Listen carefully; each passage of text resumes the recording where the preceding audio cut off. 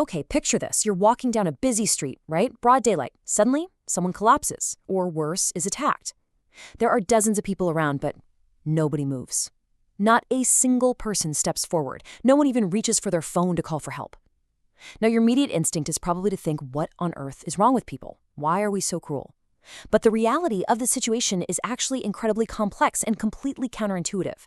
It's not because those people are apathetic monsters, it's because every single one of them assumed someone else already had it handled. Welcome to this explainer on the bystander effect. It is easily one of the most famous, heavily studied, and honestly, most misunderstood concepts in all of psychology. Today, we're diving into real-world cases to figure out what actually happens when we're in a crowd during a crisis. And trust me, the conclusion we're going to reach, it's going to totally change how you view humanity.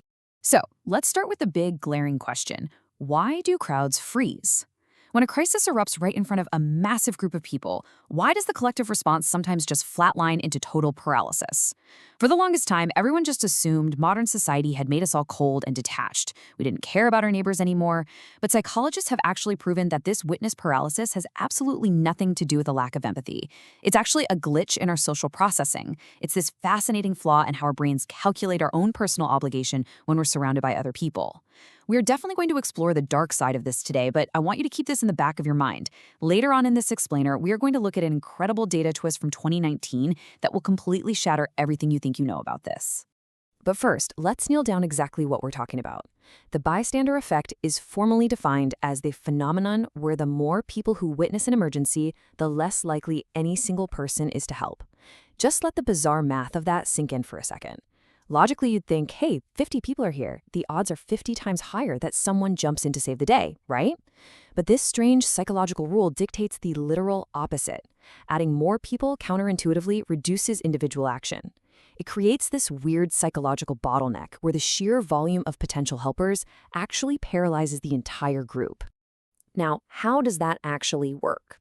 Psychologists Bibb Latané and John Darley figured out that this crowd paralysis isn't just random. It's driven by two very specific forces. First up is the diffusion of responsibility. Think of responsibility like a pizza. If you're the only witness to a car crash, you hold 100% of that responsibility pie. It's all on you. But if there are 50 people watching, your slice shrinks down to like 2%. Suddenly, you just don't feel personally obligated to act because surely someone else with medical training or a bigger slice of the pie is going to step up. The second force is social influence. We are super social creatures. When something crazy and confusing happens, what's the first thing we do? We look around. We want to see how everyone else is reacting so we know what to do.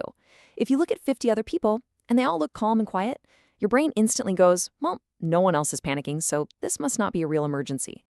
To really grasp how this theory got so baked into our culture, we have to look at its history. The whole thing really started back in March 1964 with the terrible case of Kitty Genovese in Queens, New York. The news reports at the time claimed that dozens of neighbors heard her being attacked outside her apartment, yet nobody intervened or called the cops until it was way too late. Now, later reporting showed the reality of that night was a bit more complicated, but the cultural impact was massive. It shocked the nation and basically launched the scientific study of the bystander phenomenon. Decades later, in 1983, the heartbreaking James Bulger case in the UK added this whole new dark layer to how we understand crowd inaction. And then fast forward to 2017, and we see the theory evolve for the internet age with a horrific Facebook Live assault. Each of these moments shows us a different way crowds can fail to protect someone. Let's look a little closer at that 1993 case in Bootle, England. 2-year-old James Bulger was led away from a shopping center by two older boys in broad daylight, right in front of adult onlookers. It is still one of the most harrowing examples of bystanders failing to act. But the psychology here shows us a really dark nuance. It wasn't just that pizza slice diffusion of responsibility. Some of the witnesses later said they just assumed the boys were brothers or that it was a private family dispute. Psychologists call this active rationalization. We don't just passively ignore things. Our brains actively work overtime to talk us out of intervening. We essentially invent an entire backstory to convince ourselves that a terrifying situation simply isn't our business, which gives us the psychological permission to just walk away. And you know what's really scary? This phenomenon gets so much worse in the digital age. Social media has basically created a brand new arena for the bystander effect. Think about the difference between a physical crowd and an online one. In 2017, a teenage girl was assaulted, and it was broadcast live on Facebook. Roughly 40 people watched this live stream. 40 people, and not a single one of them called the police. Why? Because the internet supercharges the bystander effect. In a physical crowd, you can at least look around and see the horror on someone else's face, right? That shared, visible reaction can sometimes snap you out of it and make you act. But online, you are completely isolated behind a screen. You can't read the room because there is no room.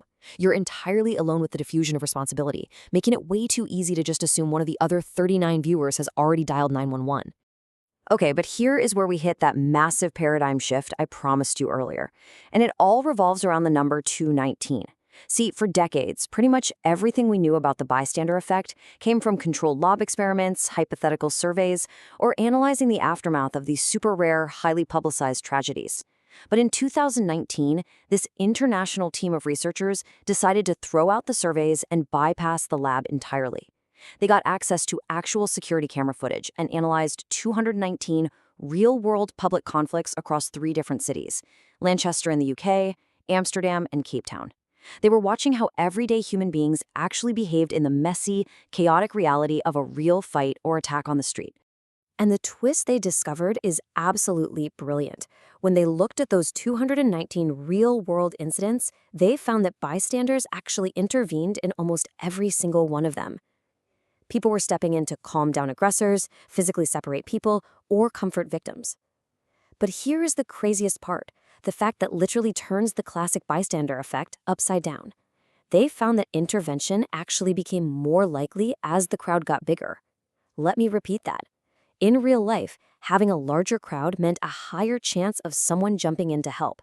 That is the exact opposite of what the classic lab-based theory had predicted for over 50 years. The researchers were totally floored by their own data. They went on record calling it a radical discovery, completely different from what the theory predicted. And that is such a powerful statement because it exposes a major flaw in how psychology was measuring human empathy. Look, if you put a nervous college freshman in a sterile laboratory and trigger a fake, confusing emergency, yeah, they might freeze up because they're looking around trying to figure out what the researchers want them to do.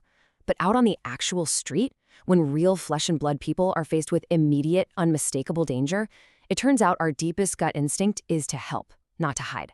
Real danger cuts right through the psychological red tape, and most of the time we actually rise to the occasion. So what's the truth here? Do crowds paralyze us or do they protect us? Well, it really depends on the situation. A huge meta-analysis in 2011 looked at years of data and found the missing piece of the puzzle. The bystander effect is absolutely a real thing, but mostly in ambiguous situations.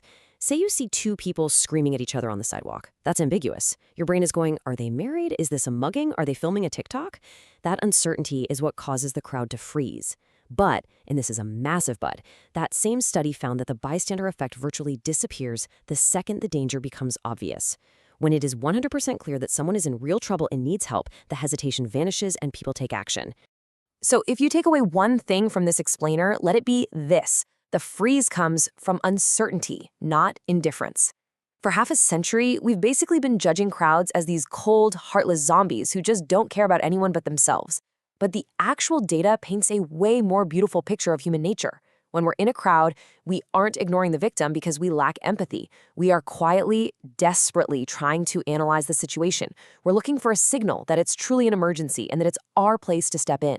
Humanity overwhelmingly wants to help. We just get stuck in a cognitive loop, waiting for the green light. And because we know that uncertainty is the enemy here, psychologists actually have a very specific, actionable toolkit you can use if you ever find yourself needing help in a crowd. You have to break that diffusion of responsibility, and you have to do it instantly. Here is exactly how. Step 1. Do not just yell "somebody help me" into the void. That diffuses the responsibility to everyone, which means it goes to no one. Instead, single someone out. Point directly at them, make intense eye contact, and say, "You in the blue jacket." Step 2, state exactly what you need. Call 911. By doing that, you instantly destroy the ambiguity. You've taken that 100% responsibility pie and shoved it right into the hands of the person in the blue jacket. You're no longer asking a crowd, you are commanding a specific person. And the research shows they will almost always do it. As we wrap this up, I want to flip the script for a second. What if you aren't the one who needs help? What if you are just a face in the crowd, watching something confusing and potentially dangerous unfold? Everything we've looked at today proves that the bystander effect isn't a life sentence of apathy. It's just a temporary freeze while the crowd waits for permission to act. And the most incredible thing about human psychology is that it literally only takes one person to break the spell. Studies show that the very second one single person steps forward to help, the social influence completely reverses, and the rest of the crowd will almost immediately follow their lead. So I'll leave you with this to think about the next time you're out in the world. In a frozen crowd, everyone is just quietly waiting for someone else to give them permission to care. Someone has to go first. Let it be you.